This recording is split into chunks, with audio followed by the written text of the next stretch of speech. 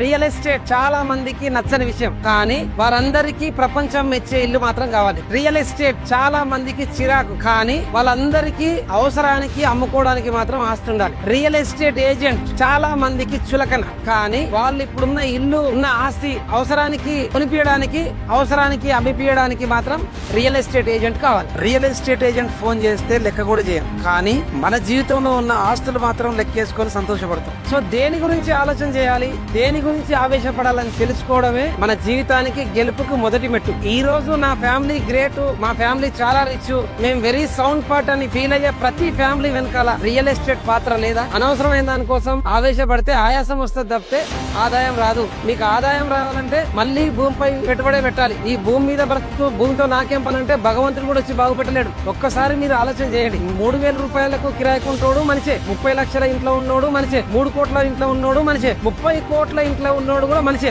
So వీళ్ళందరూ మనుషులు సమానం అన్నప్పుడు విలువ కూడా సమానం ఉండాలిగా. ఎందుకంటే 30 కోట్ల ఇంట్లో ఉండే వాళ్ళు భవిష్యత్తుని దృష్టిలో పెట్టుకొని ముందే భూమిని నమ్మి ఇన్వెస్ట్ చేసిన కనుక ఆ భూమి విలువ పెరిగింది కనుక ఆ మనిషి విలువ పెరిగింది. మనుషులందరూ సమానమే. మీరు విలువల కోసం లెక్క చేయడం కోసం పరితపించకండి, బాధే పడకండి. మీరు ప్లాట్ కొనుక్కోండి, ఖచ్చితంగా మీ విలువ పెరుగుతుంది. నాకు రియల్ లైఫ్ లో స్టేటస్ లేదు, నన్ను ఎవరు లెక్క చేస్తలేరని బాధపడే కంటే భూమి నమ్ముకొని రియల్ ఎస్టేట్ నమ్ముకొని ఇన్వెస్ట్ చేయండి. It is not about real estate, it is all about your